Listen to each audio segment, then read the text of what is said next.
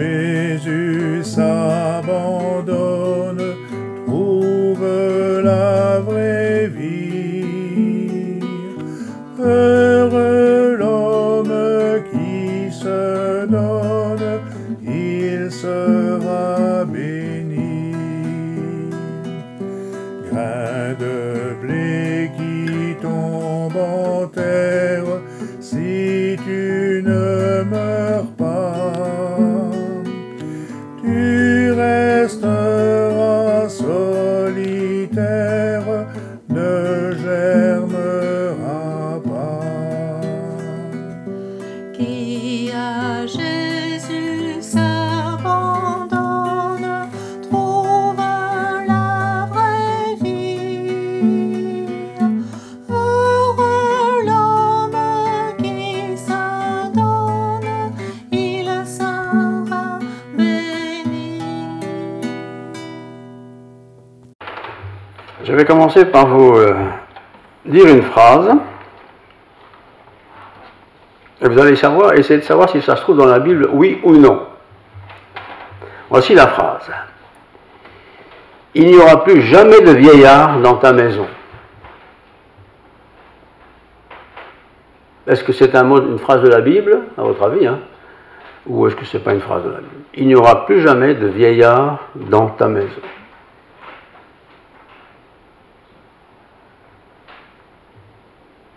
Vous avez peur, hein? Mais je comprends. Est-ce que cette phrase est une malédiction ou une bénédiction? Il n'y aura plus jamais de vieillard dans ta maison. Malédiction ou bénédiction? Eh bien, voilà un sujet auquel nous allons porter une attention toute particulière. Les vieillards. Ben, vous, comme moi, vous avez vu, il n'y a pas si longtemps que ça, on les montrait tous les jours à la télé, tous ces vieillards dans des maisons de repos, enfin des repos, je ne sais pas, parfois dans des mouroirs, je trouve. Ils étaient aux fenêtres. Ils espéraient qu'ils pourraient voir leurs enfants, petits-enfants, les toucher, les embrasser. Vous vous souvenez de tout ça, hein? C'était pas loin. C'était choquant, je trouve. Personne ne pouvait aller les voir. Et c'est encore comme ça en partie aujourd'hui. Ces vieillards sont isolés dans des maisons de repos. Je ne sais pas quel repos d'ailleurs. C'est terrible que d'avoir assisté à ces choses-là. Vraiment. Mais n'oubliez pas ma phrase d'introduction. Il n'y aura plus jamais de vieillard dans ta maison. C'est un texte de la parole de Dieu, ça. C'est une ordonnance même de Dieu. Nous allons essayer de voir à qui il l'adresse, pourquoi il l'a adressé à certaines personnes, pourquoi. En tout cas, pour revenir à ces vieilles personnes, j'ai toujours, depuis mon enfance, été attaché aux personnes âgées.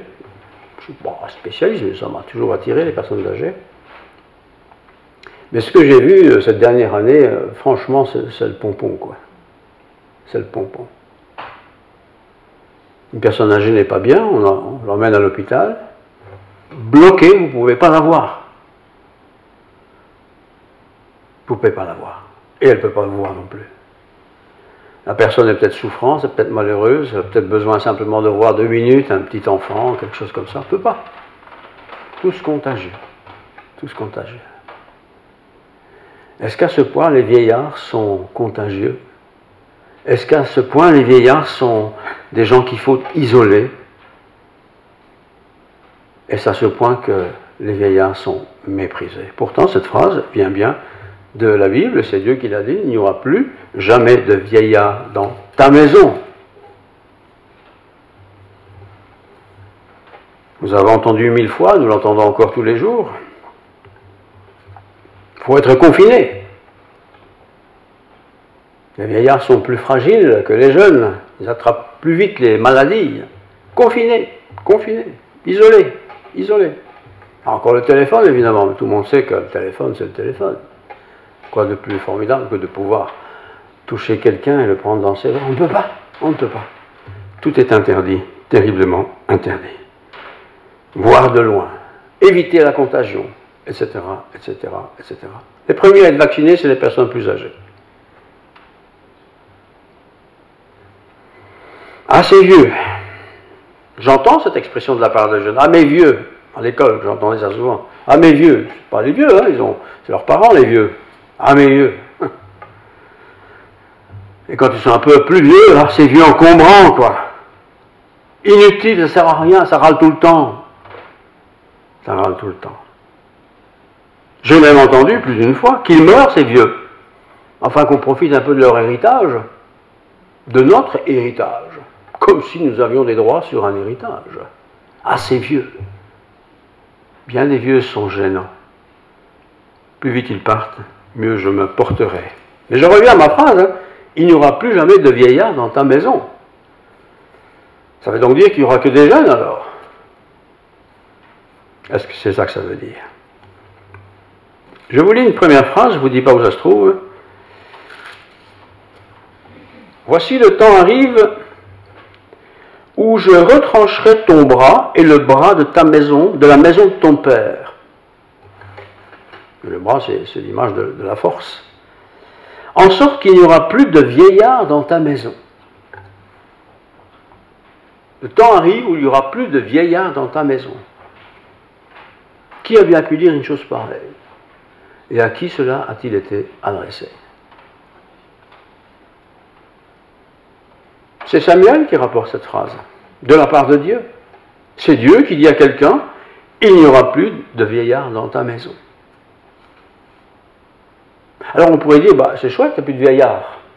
Ça va arranger l'économie, parce que les vieilles personnes, ça coûte cher. Ça rapporte rien, et ça coûte cher. Si je prends de notre temps, hein. Mais vous imaginez une société sans vieilles personnes? Sans personnes avancées en âge, pour employer un terme plus élégant, plus sympathique?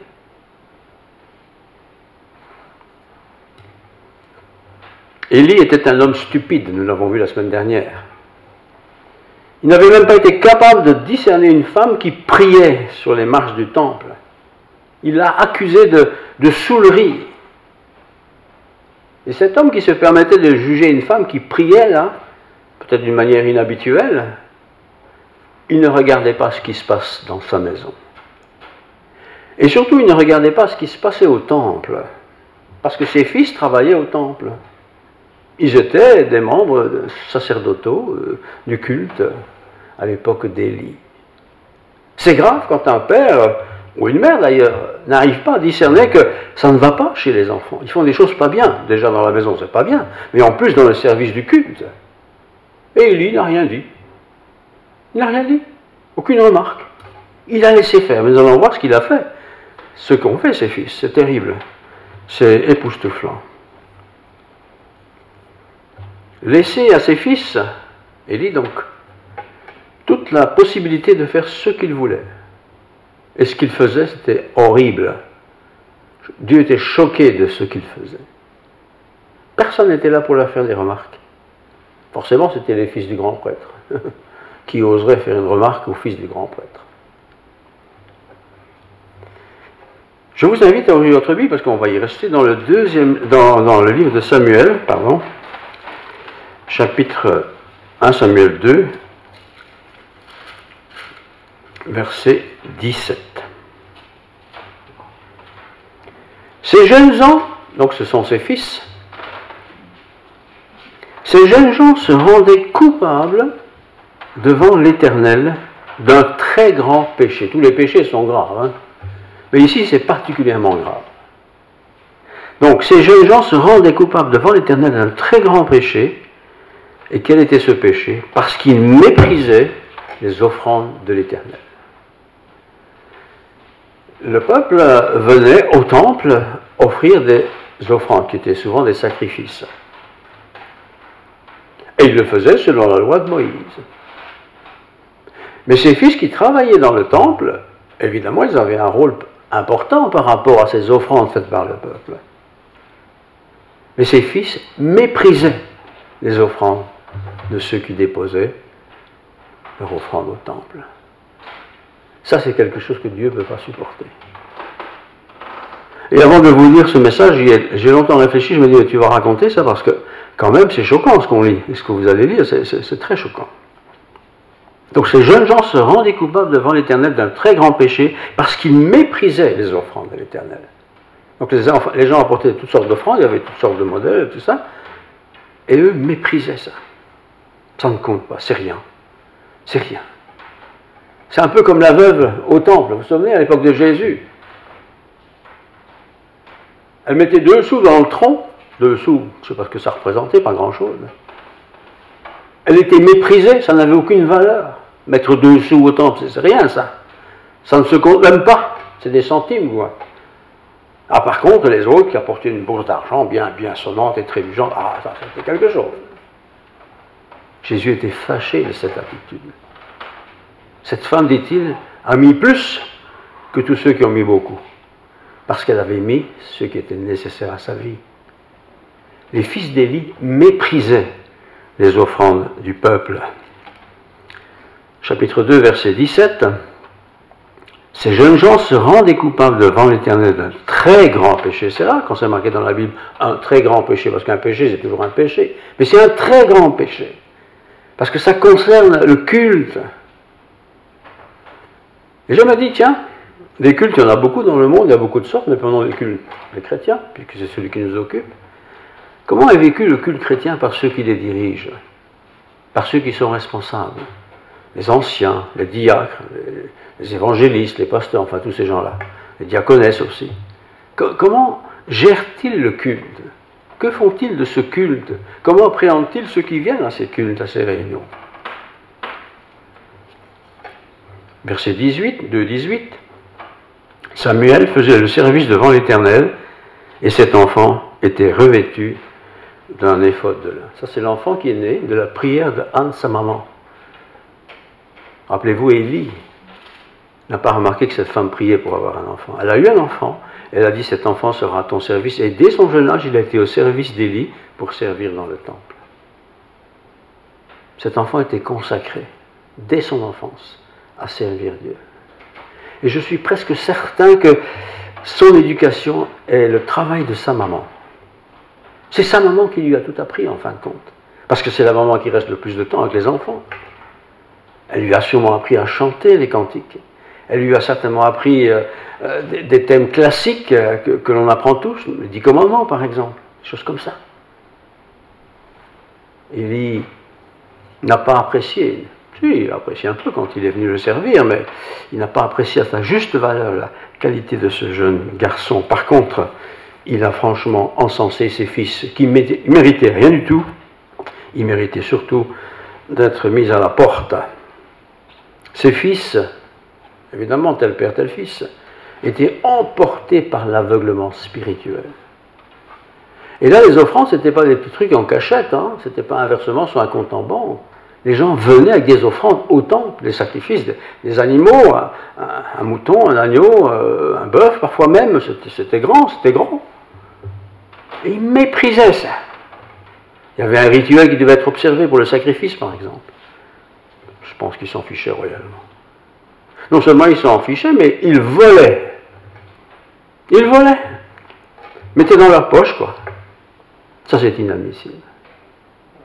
Et je me dis, dans le service de Dieu, à notre temps, à notre époque, maintenant, n'y a-t-il pas aussi des voleurs qui profitent des cultes, des cultes au pluriel, qui profitent de ces cultes pour s'en mettre plein les poches? Après tout, ils sont un peu chefs. Ils peuvent toujours inventer un tas d'histoires pour justifier ce qu'ils font. Terrible. Mais Élie est comme ça parce qu'il est aveuglé. Aveuglé, c'est pas qu'il ne voit plus, mais il est aveuglé par sa vanité, par son orgueil, par son indifférence. Ses fils, il les adulait, c'était des dieux, quoi. Tout ce qu'il faisait très bien, voilà. Pas de réprimande. Après tout, ses fils auraient pu prendre une autre voie, mais il les a laissés continuer à travailler, à servir le culte. C'est ça qui était inacceptable. On ne met pas au service dans un culte quelqu'un qui n'en a rien à cirer. Ça ne se fait pas. Ce n'est pas une fonction de fonctionnaire. C'est une fonction sacerdotale. C'est sérieux. Et aujourd'hui encore, pour le monde qui est le nôtre, celui des chrétiens que nous connaissons, servir dans le temple, ce n'est pas faire quelque chose pour faire quelque chose. C'est un sacerdoce. Et c'est pourquoi il faut le faire bien. On ne fait pas tous la même chose, on ne sacrifie plus des animaux aujourd'hui, mais on le fait bien, très bien même. Mais si on le fait, parce que je le fais, ça me plaît, envie, attention. Attention surtout aux responsables, quoi qu'ils vont tous être sanctionnés, et le Père et les Fils. Je vous lis maintenant l'extrait dans son entièreté, 1 Samuel 2, 27, 30. Donc n'oubliez pas la phrase essentielle, il n'y aura plus de vieillard chez vous. Hein. Donc 1 Samuel 2, 27, 30. Un homme de Dieu vint auprès d'Élie et lui dit, ainsi parle l'Éternel, ne me suis-je pas révélé à la maison de ton père, lorsqu'il était en Égypte, dans la maison de Pharaon? Donc ici, il remonte dans l'histoire. Est-ce qu'il n'y a pas une révélation te concernant? Je l'ai choisi parmi tous les tribus d'Israël pour être à mon service dans le sacerdoce. Je l'ai choisi pour être à mon service dans le sacerdoce. Pour monter à mon autel, pour brûler le parfum, pour porter l'éphod, ça c'est le costume du grand prêtre, devant moi, et j'ai donné à la maison de ton père tous les sacrifices consumés par le feu et offerts par les enfants d'Israël. Ça c'était l'ordonnance qui avait été prononcée aux ancêtres. Vous êtes des descendants de cette ordonnance. Vous devez respecter cette ordonnance. Mais évidemment, le temps est arrivé où on ne respectait plus rien, parce que dès que Dieu est mis de côté, chacun fait un peu ce qui lui semble bon. Mais c'était pire avec les fils. C'était pire parce qu'ils méprisaient les offrandes du peuple. C'était pire. Pourquoi foulez-vous aux pieds mes sacrifices et mes offrandes que j'ai ordonné de faire dans ma demeure? C'est des ordonnances. Ce n'est pas un petit fantasme d'un prédicateur ou l'autre. Hein. C'est des ordonnances de Dieu. Et d'où vient que tu honores tes fils plus que moi? D'où vient ça? Afin de vous engraisser des prémices de tous les enfants d'Israël, mon peuple. Je ne sais pas si vous avez jamais lu ce texte, mais c'est effrayant. D'où vient que vous vous engraissez? Ça veut dire que vous en mettez plein les poches, mais c'était aussi physique. Ils mangeaient les meilleurs morceaux du sacrifice. Je ne sais pas ce qu'ils aimaient bien là-dedans. Mais ils donnaient les déchets quelque part à Dieu, alors que le peuple venait apporter des sacrifices dans leur intégralité. Mais à force de le faire, on ne sait plus que c'est pas bien. On le fait et on continue. Et l'histoire de l'Église, hein, avec un grand E, ou un petit parfois, est remplie comme ça de situations qui ont été faites au cours des âges. On a, je ne vais pas dire on a construit, on a fait ci, on a fait là, on a enrichi un système sous le dos des gens qui étaient honnêtes, intègres, qui voulaient faire des offrandes sérieuses à Dieu. C'est pourquoi, personnellement, je suis fort attaché aux centimes qui tombent à terre. Je le ramasse et je le remets où il doit être. C'est important. C'est vrai pour nous tous, hein, mais c'est d'autant plus important que l'on est au service de Dieu. Chaque centime qui a été donné par quelqu'un est important. On ne peut pas dire, oh, c'est rien, je m'en fiche. Non. Les fils d'Élie se fichaient royalement. C'était des grands Manitou. Leur père Élie, c'est la réputation. Réputation dégradée d'ailleurs, mais réputation quand même. C'est un personnage. Attention quand on est prédicateur de père en fils pendant 15 générations. On vise sur la qualité de l'arrière-grand-père, qui était un génie peut-être. Mais avec le temps, vous savez, ça se dissout. On s'habitue. On tourne à droite, on tourne à gauche. C'est ce que font les fils d'Élie. Mais qui oserait dire quelque chose? Personne. C'est le fils d'Élie. Ils travaillent autant, puis ils ont des vêtements spéciaux. Ce sont les pros, quoi. Ce sont les pros. On peut être habillé d'une certaine manière et ne pas forcément croire en Dieu. Ça nous a été raconté cette semaine. En tout cas, pas croire dans la résurrection du Christ. Pourtant, c'était des gens qui étaient dans le milieu religieux. Peut-on accepter ça? Peut-on accepter ça? 1 Samuel 2, 27, 30, je continue.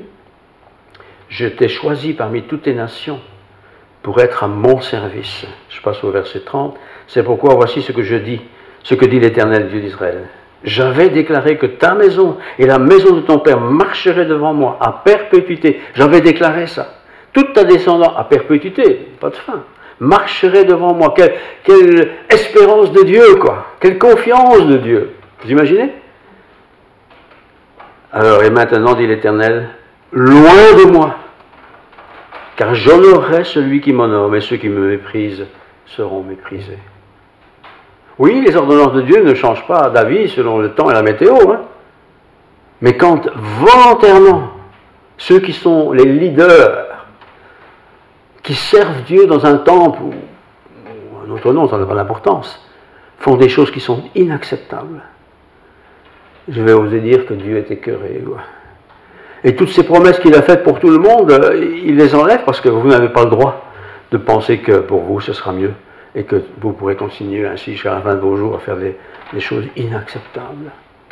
Non, en fait, quand on vient au temple, c'est sérieux. Il y a ceux qui sont assis sur les bancs qui écoutent, mais c'est toujours sérieux quand même. Mais surtout ceux qui servent, ceux qui partagent la parole. Il ne faut pas dire n'importe quoi. Il ne faut pas faire n'importe quoi. Il ne faut pas faire pour se remplir les poches, quoi. Il ne faut pas faire ça.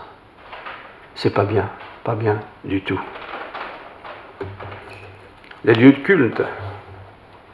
Pourquoi y a-t-il tant de lieux de culte fermés aujourd'hui? Je parle de notre Europe. Hein. Pourquoi? Parce qu'il y a moins de gens, il y a plus de gens qu'avant, c'est pas le problème. Mais qu'est-ce qui s'est passé pour que les gens n'aillent plus au culte? Qu'est-ce qui s'est passé? Qui est le responsable? Ah, on peut toujours dire, ouais, mais les chrétiens n'ont plus la foi. Ah oui, c'est une belle excuse, ça. Mais pourquoi n'ont-ils plus la foi, alors? Qu'avez-vous fait, vous, les leaders, pour que cette foi continue à être partagée, communiquée? Quelle a été votre propre foi?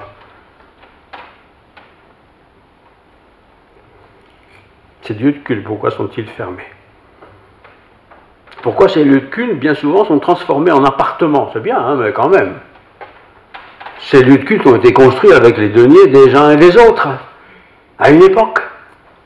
Bien sûr, on ne vit pas avec l'éternité avec des bâtiments, mais quand même, comprenez l'idée. Comprenez l'idée.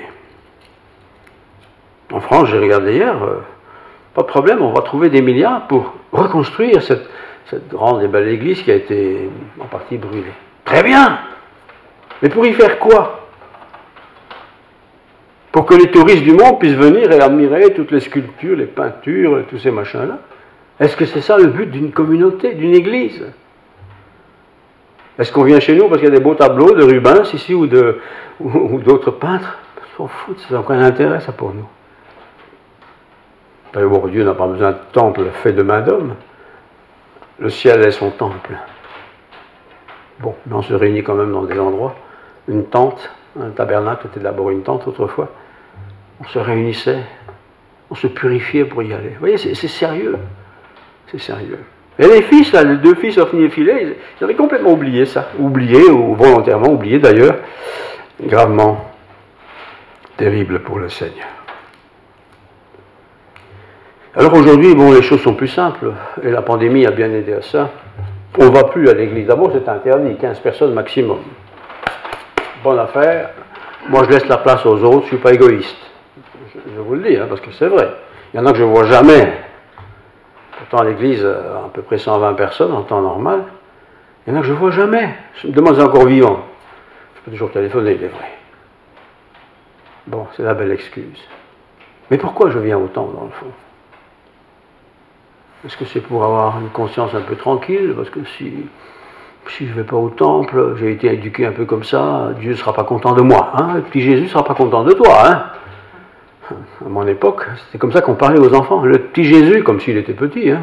Le petit Jésus ne sera pas content de toi. Ah, le petit Jésus ne sera pas content de moi. Alors je ne faisais pas les choses par peur du petit Jésus qui ne serait pas content de moi. Vous imaginez que je fasse un truc pareil, quoi? D'ailleurs, si c'était le cas, Jésus ne serait jamais content de moi.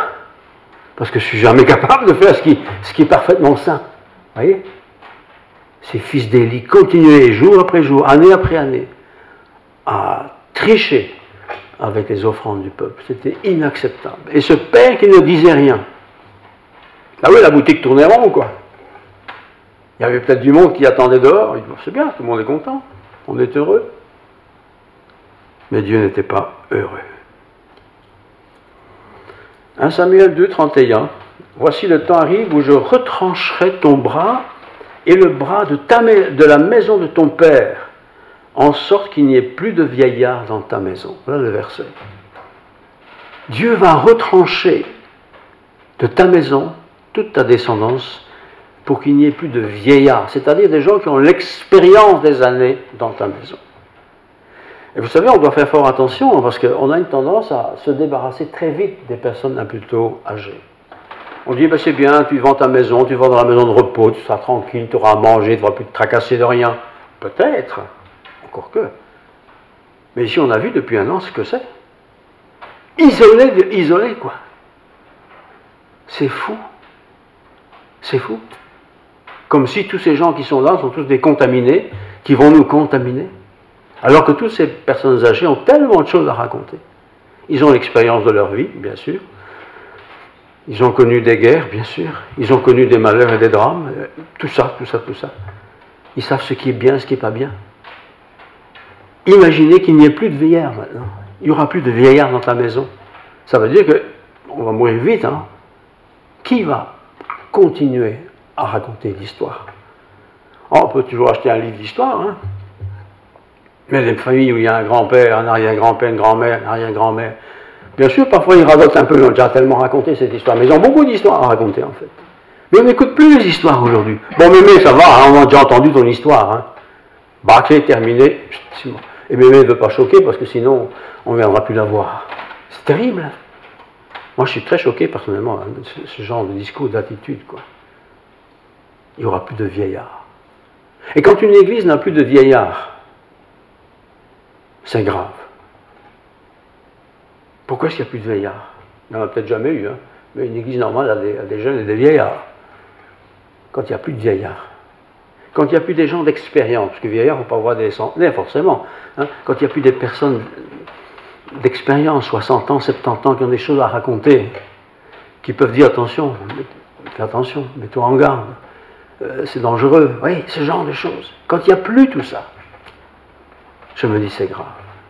Et ici, c'est pas simplement qu'il n'y en a plus parce qu'il n'y a pas des personnes qui ont cet âge-là, mais ici, c'est à cause de la faute que Élie a laissé faire ses fils. Et ce qu'il faisait, il nous a raconté que les gens apportaient des sacrifices d'animaux, un pigeon, enfin n'importe, et eux prenaient les meilleurs morceaux. C'était pas pour eux que c'était apporté pour Dieu. Ça devait être brûlé sur l'autel, et eux prenaient les meilleurs morceaux. Ils en mettaient plein les poches, quoi, si vous voulez. Et le Père n'a jamais rien dit. Rien du tout. Et Dieu a supporté ça un temps, mais à un moment donné, c'est tout. Hein. J'en ai marre. Il n'y aura plus de vieillards, c'est-à-dire qu'il n'y aura plus de descendance de ta famille. Fini. Cette famille a été terminée. Terminée. Et Élie s'est laissé aller. Il paraît même qu'il était tellement lourd qu'il fallait le porter, tellement il était gras. Vous imaginez? C'est horrible. C'est horrible. Dans l'évangile de Marc, donc c'est le Nouveau Testament, je vous lis cet extrait. Marc 11, 15 à 17.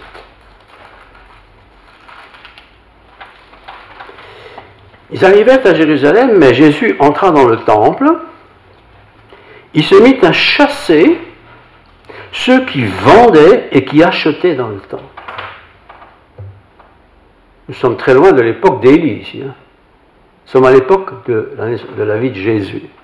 Il vient au temple, à Jérusalem, et qu'est-ce qu'il fait quand il arrive? Il chasse ceux qui vendaient et qui achetaient dans le temple. Sa maison était devenue une maison de trafic. On faisait du business. Il renversait les tables des changeurs. Il y en a qui n'avaient pas l'argent, la bonne monnaie, il fallait changer l'argent. Bien sûr, ceux qui changeaient, ils en mettaient dans la poche. Il a renversé ces tables et les sièges des vendeurs de pigeons. On sacrifiait aussi des pigeons. Mais ces pigeons étaient vendus à des prix surfaits, enfin ce genre de truc, quoi. C'était dans le temple, dans la maison de Dieu. C'était pas pile poil dans la maison, c'était autour, mais c'était la même chose. Hein. Jésus était fâché. Et il ne laissait personne transporter aucun objet à travers le temple. Et il enseignait, il disait, n'est-il pas écrit? Ma maison sera appelée une maison de prière pour toutes les nations, mais vous en avez fait une caverne de voleurs. Alors, tout ce que je vous dis ici, j'ai réfléchi bien avant de vous le dire, vous savez. Est-ce que ce temple ici, ce lieu de culte, est une caverne de voleurs? C'est-à-dire des gens qui s'en mettent plein les poches, sur le dos des fidèles. Nous avons des offrandes ici, hein. Dans le fond, vous ne demandez jamais vérifier ce qu'on fait avec ça. Mais vous devriez. Vous pouvez le demander. Il y a des livres. Ça doit être ouvert. D'ailleurs, c'est ouvert, puisque c'est public. Hein. Pas de problème. C'est important qu'un sou, un centime, 10 centimes, même si c'est les seuls qui ont été mis dans le tronc, soit comptabilisé. Ça n'est pas rien. C'est l'offrande de quelqu'un qui a fait ce qu'il a fait au moment qu'il l'a fait. Et cette offrande doit être reçue et utilisée à bon escient, sans tricherie aucun. Dans ce temple, tout le monde faisait du fric, quoi. Ah oui, c'était pour aller au temple, c'était pour éviter les gens de se promener depuis 200 km avec un pigeon sous le bras pour le sacrifier. Ah oui, c'était une belle excuse. Mais c'était du business, quoi. Ma maison est une maison de prière, vous en avez fait une caverne de voleurs. Bien des lieux de culte sont devenus des maisons de business. Comme si on pouvait quelque part un peu acheter les faveurs de Dieu. Comme si ça se monnayait, quoi.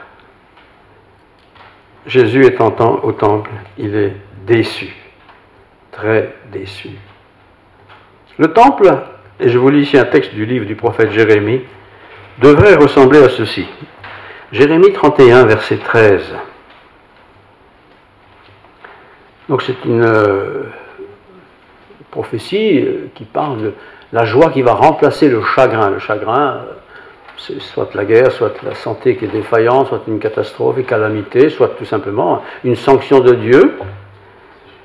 Mais ça ne reste pas comme ça. Alors donc, et Jérémie 31, verset 13, « Alors les jeunes filles se réjouiront à la danse. Les jeunes hommes et les vieillards se réjouiront aussi.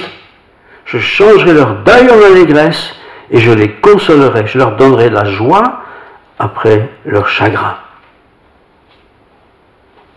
Dieu ne veut pas des gens qui se réunissent éternellement dans le chagrin, dans la tristesse, dans la misère, dans la culpabilité. Bien sûr que non. Dieu change les souffrances en joie. Et il y aura des vieillards. La maison d'Élie n'a pas connu de vieillards. C'était fini avec Ophni et Phiné, puisqu'ils sont morts très jeunes. Dieu a sanctionné ça. Donc il n'y a pas eu de vieillards dans cette famille-là. Heureux les familles où il y a des vieillards. Hein. Il y a des pays où le vieillard est respecté, hein, honoré même. Chez nous, je parle de la Belgique, le vieillard, allez, hein, Pépé, c'est bon, hein, on t'a assez vu, quoi. Ah, parfois, c'est vrai que les vieillards sont un peu casse-pieds. Ben, je suis casse-pied aussi, moi.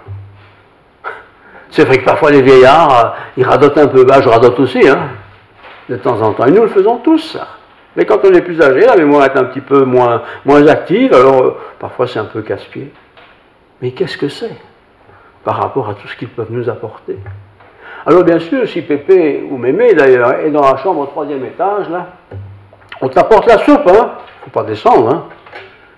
On isole les gens, il n'y a plus de communication. Il ne faut pas qu'il en soit ainsi. Parce qu'un jour, je serai plus âgé aussi, si Dieu me prête vie.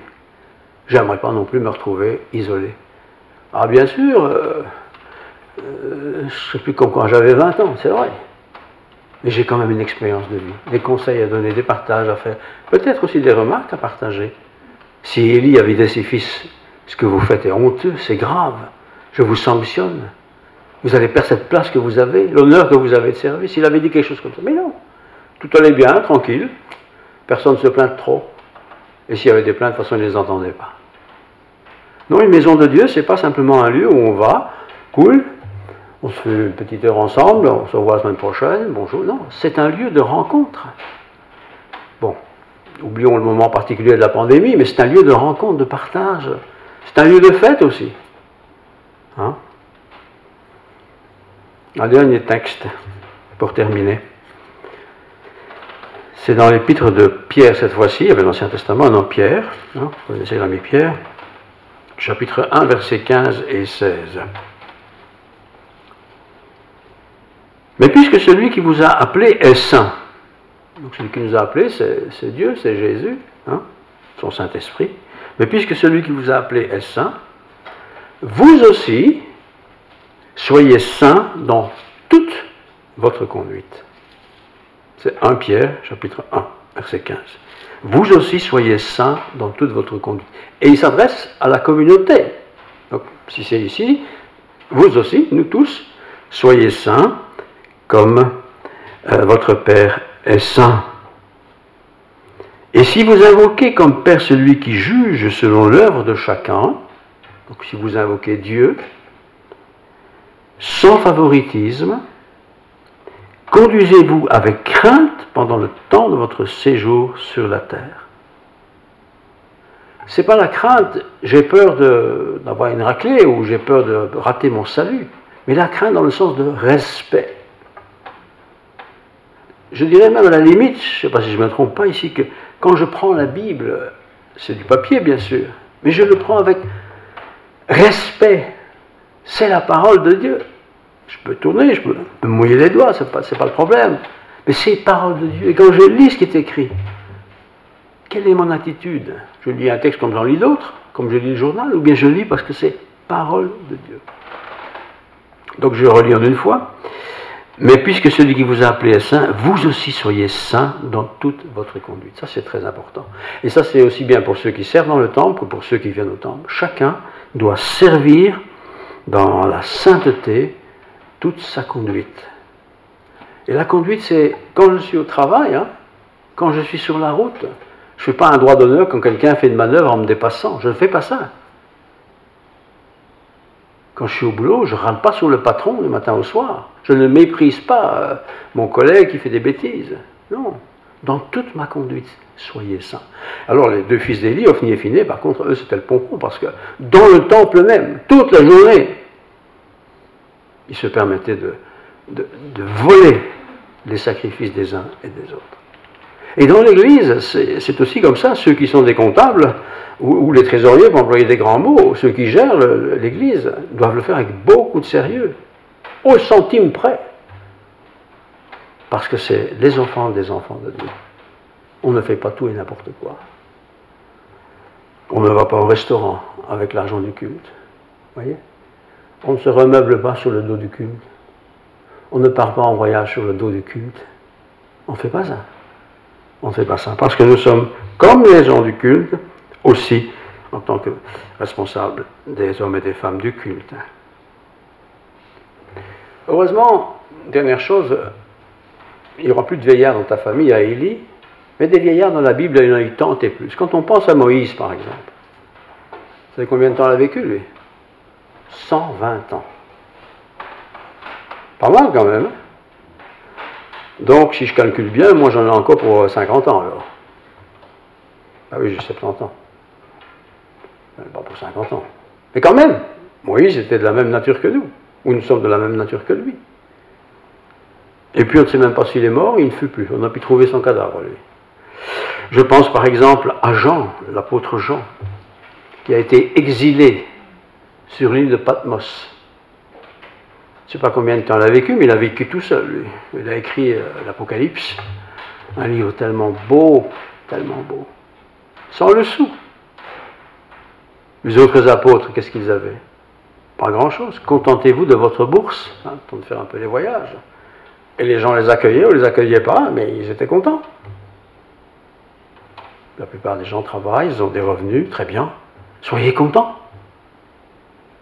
Et quand vous donnez au Seigneur, donnez-le avec joie, dit la Bible. Mais surtout, je parle ici pas le peuple, l'Assemblée, je parle pour les responsables, dont je suis.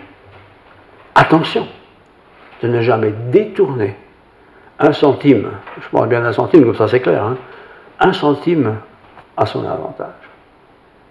Sinon, c'est quelque part voler Dieu. Et on ne peut pas voler Dieu. Et il y a des sanctions. Élie, c'était un homme de Dieu au départ, il a été choisi par Dieu pour faire le service, il a bien fait, mais il s'est laissé aller, quoi. Heureusement qu'il y a eu Samuel, qui a bien travaillé auprès d'Élie. D'ailleurs, Samuel a été bien conseillé par Élie, il est devenu Samuel que nous connaissons, mais alors ses fils, pas fiers, pas fiers. Et c'est parfois aussi, dernière parole, comme ça dans nos propres vies, on a fait ce qu'on a pu, nos enfants, ils choisissent des voies qui ne sont pas celles qu'on aurait choisies. Autrement dit, ils ne croient pas, ou voilà, ils ne pratiquent plus, quoi, disons comme ça. Et puis, on a peut-être accueilli quelqu'un comme étudiant pour le temps de formation, et puis cet homme-là ou cette femme-là devient peut-être un chrétien engagé dans la foi. Ça arrive, c'est comme ça.